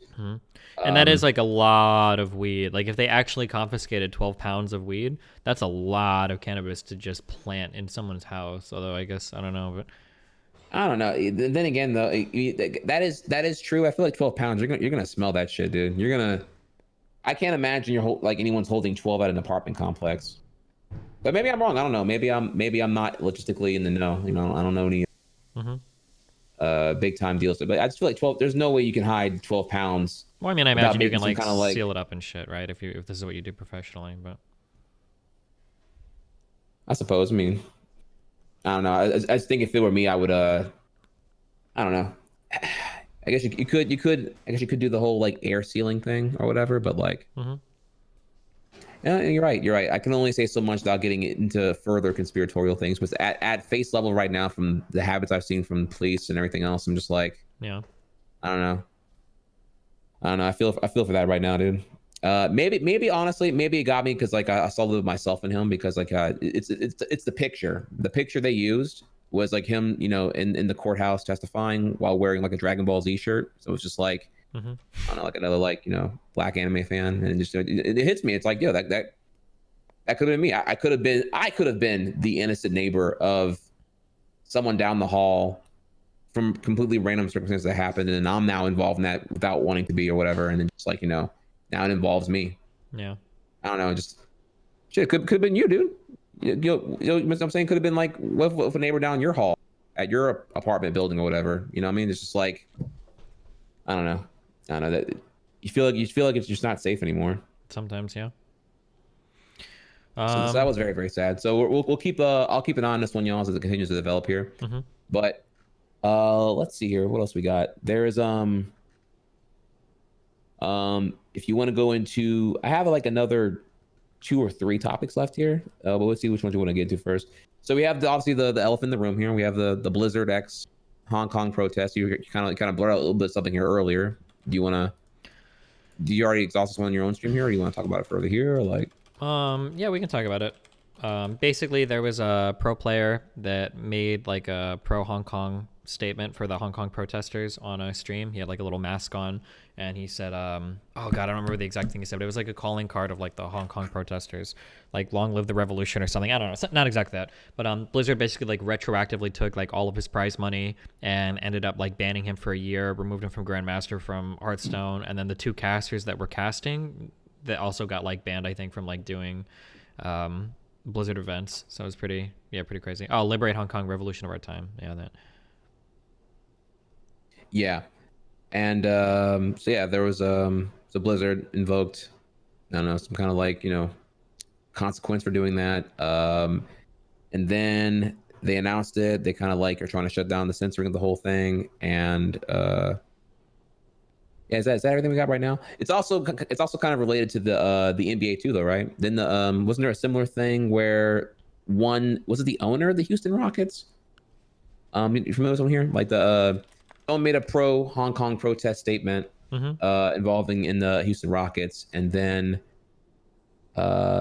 shit happened, and the NBA kind of like buckled down under like I guess like not wanting to rock the boat with China or whatever. Well, actually, I think let's see, what would this guy's position be? Adam Silver basically said that that the players can say what the fuck they want, I think. Is more or less like he released like an official statement where I don't want to read the whole thing, but oh, that's cool. You don't have to. Yeah. With the diversity comes the belief that whatever our differences, we respect and value each other, and what we have in common, including a belief in the power of sports to make a difference, remains our bedrock principle. It's inevitable that people around the world will have different viewpoints over different issues. It's not the role of the NBA to educate these differences. So, assuming that they actually stick to that, I think that was a really cool statement by the NBA. Okay. He's the commissioner of the NBA. There you go. Well, let's bring it back here then. Okay, so shit, what do I want to say about Blizzard here? So do you feel it was right what they did though? Like the whole like they take away his prize money, ban him for a year, and the 2 broadcasters who were there who didn't even do anything directly related to the one player who did the support of the protest. Wait, what are you saying? That was because Blizzard like fucked everyone over there. Oh yeah, Blizzard went real hard. But Blizzard, my guess is that Blizzard is probably trying to be like ultra protective of their Chinese markets. They probably don't want to like risk like anything over there, and they've got like a pretty explicit policy about like you can't like use like a Blizzard platform to do like political speech and whatnot. So I mean, like I can kind of see Blizzard's point. Like you probably don't want people making like political statements like on your stream. You don't want somebody getting up and being like Trump 2020 or war in 2020 or whatever like on your actual like official stream. Is probably not a good look for them. So yeah, dang, when you frame it that way, that's a pretty fair point. Yeah, like it's if the player did this in his own time and Blizzard was taking these actions, I'd be a lot less sympathetic towards Blizzard. But I mean, like, damn, like if this is your own official like tournament fucking stream and shit, and a guy like gets up with like a mask and shit, and he's like making these kinds of statements, like that's a pretty rough spot to put you in as a tournament organizer, I think. Yeah, no, I hear you on that one. Dang. Yeah, when you word it that way, I guess maybe because like I only saw it the clip and it didn't look like it was like of like a top tier. Like I guess I expected like some kind of like league riot stadium thing, and it was just like it was Everybody like, keeps saying, "What about the casters?" But my understanding is that the casters basically told the guy to say it. Like the casters like knew what the guy was going to say, and he basically the casters basically like encouraged him, like, "Yeah, go for it" or whatever. That's my understanding of what happened. I don't know if people disagree with that characterization, but okay, sorry, not it, but the Hong Kong thing. Okay, sorry, go ahead. No, you're right. I mean, ultimately, it's Activision Blizzard. They're a private company. They can do whatever they want. It's not being impeded by the government. So it's not like really censorship, right? It's just like their own private policy and everything else. I don't know. It's still kind of like, I guess where do you see it going from here now? Now that all this happened, freaking out and everything else, and there's been I think universal negative backlash, at least from like the Western audience of Blizzard here, where people are essentially like perceiving it as like Blizzard choosing Chinese money over democracy or over human rights. Okay, so like you can make like a statement over like whether or not like people should be allowed to like protest or do whatever, but like I'm sorry because I see like a lot of like children in chat that are like very upset over everything that's happened. So like protesting on like an official stream where like you are there and you have the microphone and it's in front of you and all the attention is on you, like I'm pretty sure and no one will ever admit this, but all the people right now that are really mad that this guy's gotten fired, if somebody were to get up and were to say like I want to show solidarity with my brothers at Charlottesville, or I want to say like go Trump 2020, like build the wall, like if people were saying that and Blizzard were to find these people or do something to them, I'm pretty sure you guys would be 100% okay with Blizzard doing that, right? Like you guys would be celebrating, you'd be like, yeah, fuck that Trump, like fuck that dude, like get that guy out of here. The reality is that when you're like on an official tournament stream, people want this shit as milquetoast as possible. Okay, people do not want like political messages and whatnot being done like on official on official streams and shit like this. Like that's just like that's like a reality that is probably never going to change. Like people don't want you to like get on top of their like official streams and start making political statements or political messages. Like yeah. All right, so the only problem there though is like, okay, now I have to revisit a past thing now, which is the whole Kaepernick thing. Kaepernick kneeling at the NFL games. Yeah, so like the difference between that is that is it like I don't think Kaepernick like had like the mic and was like, watch me kneel, like as I have your undivided attention. Like if you're doing something in the background, like if this guy, for instance, wore like a free Hong Kong like cap or something, I would like it would be a little differently, and he's in the background. Like if Kaepernick were to literally go on the mic and start saying like, oh, like BLM, blah blah blah blah blah, that might be a little bit different. Also, the NFL might be able to negotiate these things because they have stronger player unions. So like maybe they would actually be able to get this type of speech allowed. I don't think the NFL would like it, but a union would be able to negotiate for it. But like as it stands right now for Blizzard, the company, like none of the teams that try to negotiate this stuff. There is no player union that negotiates this stuff. So yeah, I mean. Okay, that's a fair point. I was making sure I was consistent here because I do feel that Kaepernick should be able to. I feel like that at some point here, it's like, where do I protest at if I can't use this avenue to do so in a non-violent way? Sure. In fact, actually, if I could just give a brief context on that too here. Initially, Kaepernick actually sat down during the anthem. It was actually a military vet who told him that it would be better if he kneeled. Yeah, it would be more respectful or whatever. Yeah. Yeah. So he was like, okay, well, I'll do that instead then. So I just wanted to bring a little bit more to that if I could. Okay. I think the advice that I gave before is if you want players to be able to make like political statements or political messages like this and not get punished, your best avenue would be to boycott sponsors of teams, or to email sponsors of teams, because teams are going to be the most effective people that can negotiate for allowing players to make political statements on these stages. So you're talking about like emailing people like CLG or TSM. These are the guys that are involved in like a lot of the contract negotiations between players and the orgs themselves. An individual player is never going to be able to get this type of like thing like changed, but a Jesus Christ, that was so incredibly fucking stupid. Sorry, an individual player is never going to be able to negotiate like these rights on his own, but like a team usually has like more leverage and is involved a lot more in those negotiations. They have like lawyers and stuff as well, so. Gotcha. Well, okay, so let's just take so one more thing. Okay, so if you agree that Kaepernick is cool because it was like not like in your face or profile, whatever. Let's but that that endorsing any kind of political statement via microphone, some kind of direct attention on not your platform would be considered problematic by the parent holder of said platform. Well, even Kaepernick like kneeling for the NFL might have been considered like problematic for the NFL. Like maybe they had the rights to like fire him or not fire him for that. Like I'm not sure. I mean, like I support like the Hong Kongers. I support Kaepernick kneeling for BLM. Obviously, these are two causes that I like massively support. But I mean, like it's also as a private company, like you have a right whether or not you want to stand up for these people, to do these things on your platform, right? You're paying all the platform and everything. I tend to lean more towards the end that like this is like one of the best places you have to make like a political statement. Like if you want to, you should probably be able to, hopefully, maybe this to some extent. I think maybe not like literally like grabbing a mic and saying into it, but like wearing gear, wearing slogans or something. I don't know, maybe something like that. But like, yeah, the blowback to the Kaepernick stuff, though, people keep bringing that up. The big problem with the Kaepernick stuff wasn't whether or not the NFL would fire him or whatever, though. It was that Donald Trump came out and said the NFL should fire him. Like, that's a hugely different thing than just the NFL doing it. Like, I may or may not support the NFL taking action against Kaepernick for protesting on their live broadcast or whatever, but I absolutely don't support Donald Trump trying to intervene or the president trying to say what a private company should or shouldn't do in regards to political speech. Those are two very different issues. Mm-hmm. Okay. Well, would you consider the Hong Kong protest to be a humanitarian issue, where like in similar essence here, like where they're trying to like build up a democracy and try to like essentially like save people or whatever?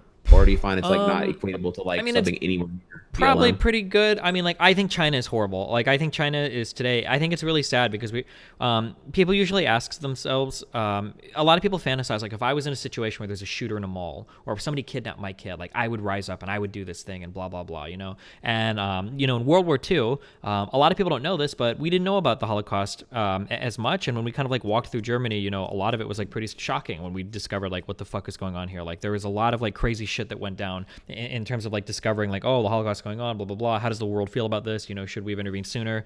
And a lot of people say like, hey, if the Holocaust happens again, we're going to stop it. Like the U.S., the rest of the world is going to step in and do shit about it. And it's probably happening right now with the Uyghurs in China. Like we're probably seeing like a Holocaust right now in China with the Muslim group that are literally having their organs harvested and are being abducted from their homes, having their kids re-educated and shit. So pretty much anybody that stands up to China right now, whether it's for independence or any other kind of pressure, I'm probably going to be supportive of those people, Hong Kongers included. So yeah, that's where I stand on that. Like, yeah, I support their right to protest and their right to be, as free of people, I guess, as they can be, given the kind of weird regulations they live under. But right. I also want to bring to light here that so what agenda? Like, sure, the vague answer to what agenda would Blizzard Activision have an interest to keep China happy, like versus China? Well, yeah, they want access to China's markets, right? Right, but they also have there's also they have a holder on their stocks, right? It's what's their name, dude? Tencent or Tencent? I don't know if I'm saying it right. Tencent is like a huge Chinese, I think, investment company or something. They have a big. Yeah, they have like I think it's like 5% held in Oh, that's not even that bad. They own 40% of Epic Games. I think they have controlling shares, or they might be complete owners of Riot Games. Yeah. Well, what do we know about them? Because I feel like that's like the is there more we can dig into on if you don't know anything, it's not a big of a deal. If you did know anything about them. What about them? I mean, I don't know. Like, fuck, do they have any like what? Why are they? So are they like a big like mobile game developer? Or are they just like a huge investment firm in China? Like they're trying to get their hands into everything. I think it's just like a big. I don't think they themselves develop or create anything. They just buy up companies and stuff. So like they own like I think they own like 80% of the people that make like Path of Exile and shit. I think they might own like some mobile game developing studios, but they're just it's like I think it's just like a big investment thing. What? But you don't like China? Mm-hmm. He doesn't. Amen. You good? Wait. You wanna go attack him? You wanna go attack him? Hang on 1 second. You wanna attack him? Okay, hang on.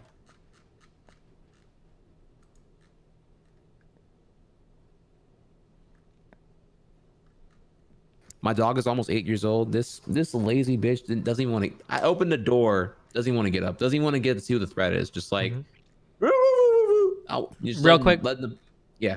Oh yeah. Just for people that don't understand, if you see people that are attacking the Hong Kongers and supporting China, and it's really confusing to you, there's a term for a type of leftist called a tanky. So these are people that support like authoritarian socialist regimes or whatever. So people that would have supported like the Soviet Union, for instance.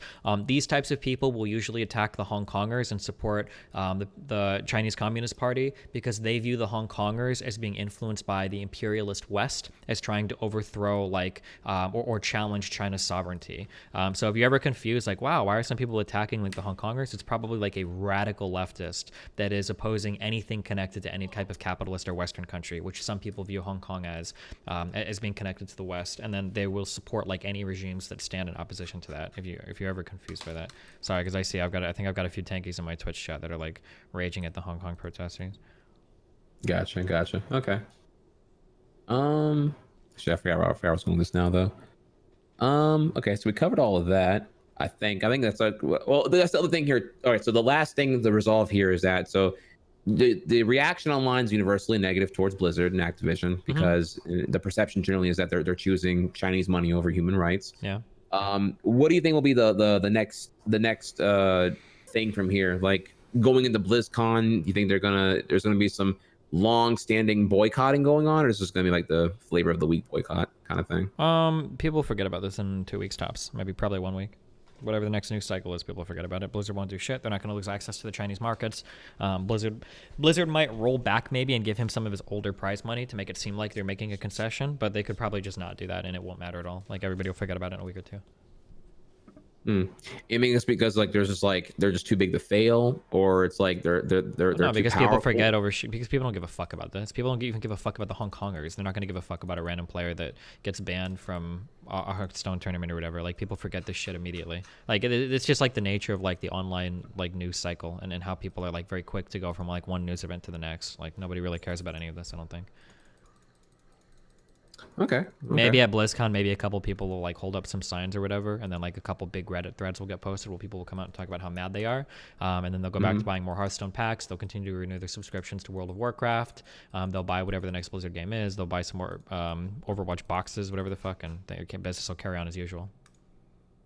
Yeah, I do admit it would be kind of cool to see this like be one of those like longer standing things. See like the I don't want to call it the outrage mob, but like the progressive woke gaming advocacies like try to actually like stick to it.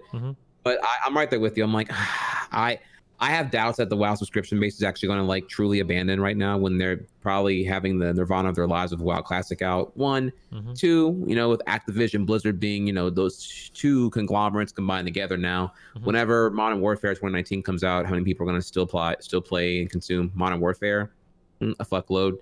And my other last resolve here is I think we will see quite a few Winnie the Pooh cosplays at BlizzCon. Yeah, that's my one little thing I was probably gonna say there. Maybe. But They might ban them though. Ooh, now what would that? Okay, so let's say they ban them. What would that result in? People get mad for a little bit again, but I could see them saying no Winnie the Pooh because it's not like a Blizzard character or some shit. Yeah. Okay, I guess we'll see where that goes. People are saying they've already banned those cosplays. I don't know if that's true or not, but someone just typed that in chat. It's already banned. Damn. Apparently, people are trying to like. Apparently, people are trying to turn May into like a Hong Kong symbol or whatever to get it banned from Overwatch in China. That would be pretty funny if they were able to do that. Damn. Okay. I guess we'll see then. Also, just for minor context, we should probably clarify. The reason why people would cosplay as Winnie the Pooh is because it would be in protest to what's his name again? I forget his name. I'm probably gonna say it wrong here, but the fuck. I forgot what the position is called here. What is this like whole thing? The highest position politically. I won't say emperor, but like, is it essentially emperor in China? The Chinese government? Yeah, his name's Xi Jinping. I think it's pronounced Xi, but I think they call him president. Chinese dictator is what I'm hearing here. Yeah, well, he's kind of a dictator. But the party, it's a single party rule. But I think it's called president. Am I wrong? Is it general secretary? Let me look it up. General Secretary of the Communist Party of China, President of the People's Republic of China, and Chairman of the Central Military Commission. Yeah, and so there's him, and I think he was mocked for looking like Winnie the Pooh at some point. So he just like outright banned the character in the entire country, or something along those lines here. So he kind of he admitted he's kind of a snowflake and let that get to him. So now everyone just like continually mocks him by anytime you want to troll him or mention him, you just usually use pictures of Winnie the Pooh and him side by side. So cosplaying Winnie the Pooh would essentially piss off him, which would piss off anyone who's in opposition of the Hong Kong protest. Yeah, well. So people are okay. I'm looking this stuff up because I don't have all these examples of hand. People are like getting really mad at Blizzard, but like Hollywood has been making concessions for quite a while to China. Like the way that we make movies in America is like very much with Chinese markets in mind, because people want to start making box office sales over in China. Like it's pretty big now. It's getting pretty big. Yeah. Yeah. Oh, actually, we had touched on this briefly, like at some point last year. I was telling you about that, where China only allows a certain amount of out of market movies to enter their domestic theatrical market, and when they do, it has to include a certain percentage of Chinese actors, or like I think, yeah, or Chinese locales or whatever. So like, I don't have like citation on the examples here or what the rules exactly were, but like.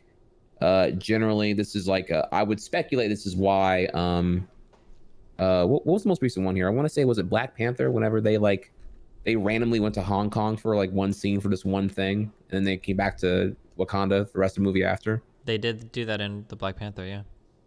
Yeah, so I think that was like an example right there, but I have to look further into it though. But this is like a pretty common thing now, like China. I mean, dude, look at the World of Warcraft movie, got carried by China. Look at Transformers, like 3, 4, and 5 carried by China.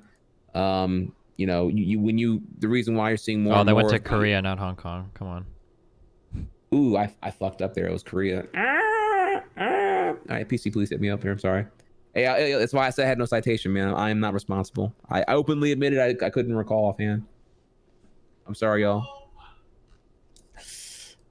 Was that being racist right there? Was that racism? Yep. I didn't know any better. See you later, bud. See you in 30 days. Damn, I'm canceled again, dude. Fuck. Okay. Well, so yeah, I'll have to Google this one to look further into it. That way I can like come back with some juicy citation next time to talk about the facts, not just like give you some roundabout recalling here. Let's move on though. Honestly, you know what, y'all, Black Panther, I thought the final fight was kind of whack anyway. I didn't really feel for that final fight. So if y'all felt like it was a rewatch, cool for y'all. On the train or whatever, or when they were like in the underground area. Yeah, I thought they had some bad CGI in my opinion. Like it wasn't. I remember it not being particularly memorable. I remember feeling more for whenever the spoilers, whenever the father like died and he had T'Challa had like the revelation, that I felt more for than the whole final fight. And I knew the fight was gonna resolve and he was gonna win or whatever, because it's Marvel and you got to move on. But yeah, the final fight was a Snoresville for me. Damn. This is a huge 180 or 90 degree offshoot. Did you ever see Us and Get Out? Did you see both of those movies? Yes. Did we talk about Us? We did. Okay. I think we did. Get Out, I thought is amazing. Yeah, Get Out was almost perfect. Us had a lot of fucking problems, right? I think we talked about this, right? Get Out, I loved. Us. We both didn't get it. I think that's what we concluded here. Like it was like really weird, and a lot of it was just like, I don't know, it trying to be like too smart or something. Maybe I'm just too dumb. Yeah, okay, yeah. But, okay, yeah, I think we're talking about it. I remember. Yeah. So, okay, so we covered all that topics here. I have two more here. One personal, and then one's kind of like, I'll go with this light topic here for you. So I have this tweet here. Let me see here. That kind of like, okay, let me copy and paste this shit real quick. That kind of quantifies the growth of just chatting here. Maybe you find this pretty interesting. So this guy here said that the story of live streaming for 2020 will be about the growth of just chatting category. Wait, can you post this link in my DGG chat so I can click it? I'll put it in your Discord. Okay, I can't click on the Discord. Right? Okay, here you go. I'll put in your thing. Okay. Yeah, so it's Twitch top content by hours watched. I guess not by like, what has the most viewers in the directory, but by hours watched. And it seems to be Just Chatting is the top dog right now. So the Is this that I could guess this it's kind of really like be true? That UI that's quantifying looks familiar. I don't know if that's Twinge or if that's there's like another there's like a couple sites now. There's like Twinge, there's like twitchmetrics.com, and I think even like Stream Elements quantifies directories too now. But You're telling me even with like Worlds and stuff, with all the big league tournaments and everything that's going on, that Just Chatting still manages to outstrip it? well, keep in mind here, it's hours watched, not total viewers. Yeah, but total viewers will contribute to hours watched, right? If 100,000 people watch 1 hour of content, that's going to be 100,000 hours, right? I guess so. I was more thinking. I perceive hours watched as like being like the average viewer is more, as opposed to if 100,000 people are watching for 1 hour, but comparatively 70,000 people are watching for 5 hours. That's more hours watched total, is it not? Yeah, it would be for sure. But I don't. So. But like the league numbers, I thought were so extreme. But yeah, I don't know. That's crazy if this is true. Yeah, people are saying Worlds didn't start yet. Oh, okay. So well, either way though, I think it's like no undersale here that Just Chatting is like a monster powerhouse directory now. I didn't know it was like that insane though. That's crazy. And I'm wondering here, like, is the meta changing now? It's like, Oh, never mind. Stupid. I'm an idiot. This chart is fucking dumb as fuck. okay, what did you misinterpret This is here? only for September 30th to October 6th. This is only for the TwitchCon week. I thought it was up to October 6th. This is worthless data. I'm sorry. Actually, I didn't know that either. Yeah, honestly. okay. That's This my is so bad. dumb. Okay. This makes way more sense. Yeah, because I'm pretty sure that gaming content is still like king on Twitch, like far outstrips the other categories, to my understanding. Yeah. So this was literally like just during basically the TwitchCon run up and everything. So Even then, okay, so even then, or the week after or whatever. I think TwitchCon was over on the 30th. even then though, is there some value to analyzing the data of like a huge exceptional weekend like TwitchCon whenever like pretty much 80% of the top 1% are not broadcasting actively? Is there value or?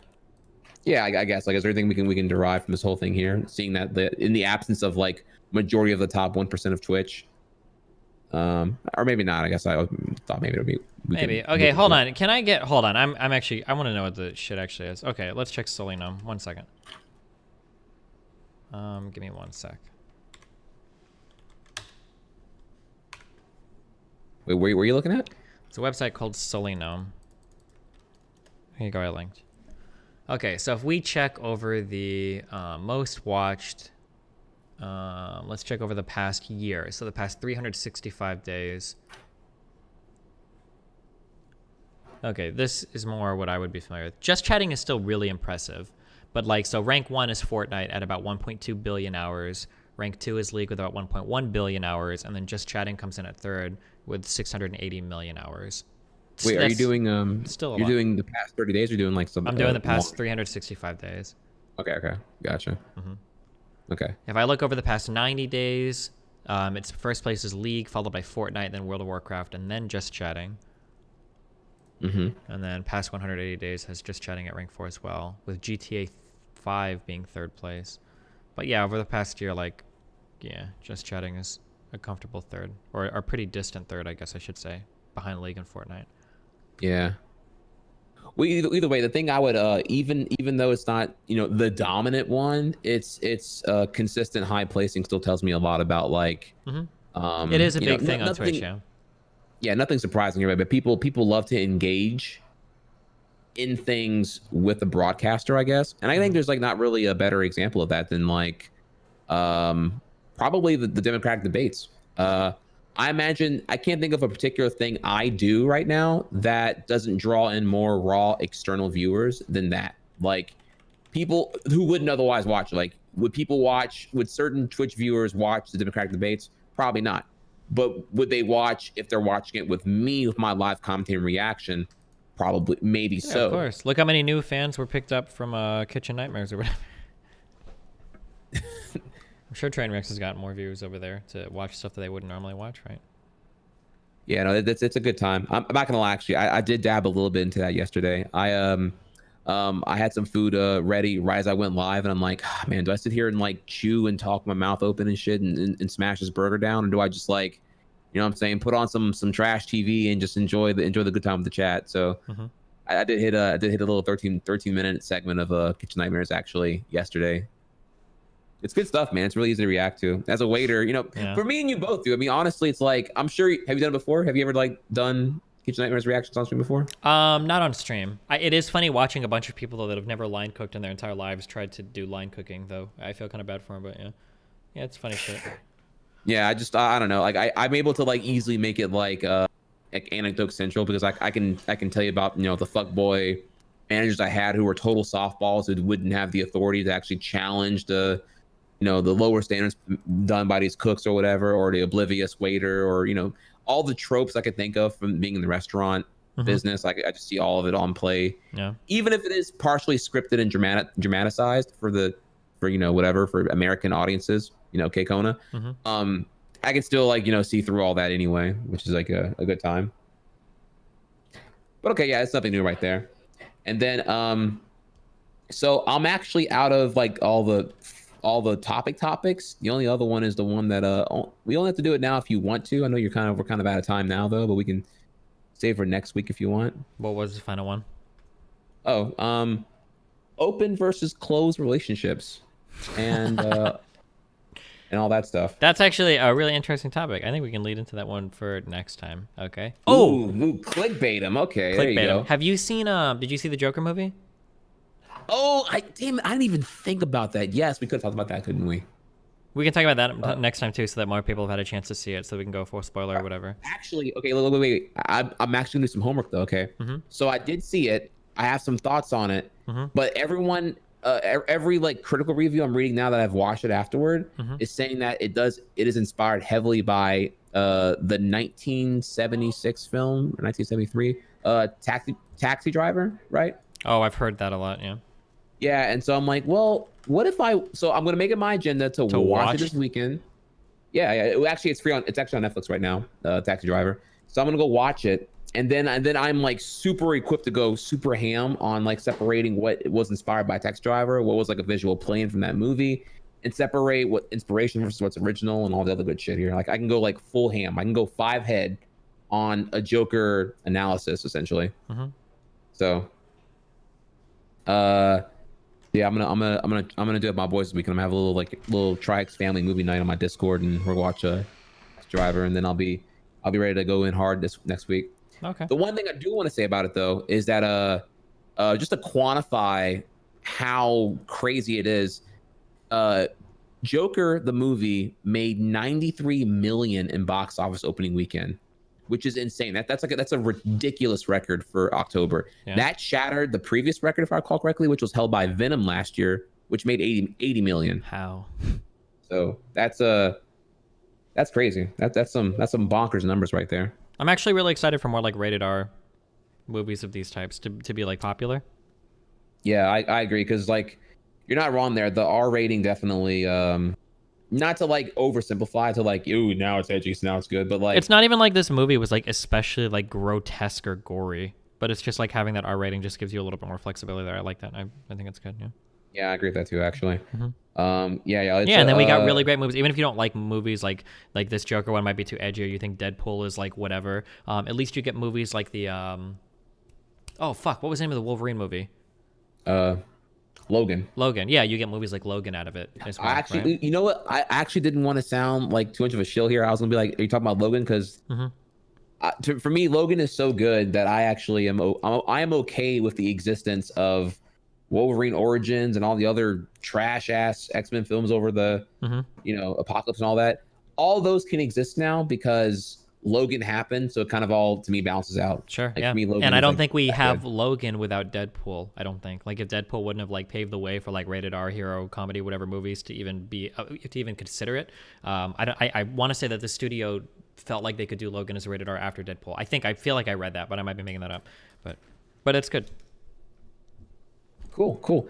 Well, yeah. So y'all next week look forward to an open dialogue about the meta of relationships, talking about open versus closed ones with me and D here. Yeah. We'll go a deep dive into Joker a little bit late, so hopefully y'all will see it by then, so we can finally we'll do that as well because we ran out of time today. Mm-hmm. And fuck yeah, this we're already out of time. It's already been 2 hours. Goddamn. Yeah. Well, thanks a lot, guys. It's been fun. We'll catch you next episode. Peace out. Peace out. Warren, have you seen that? Ooh, yeah. We got a couple. We got a couple of juicy juices from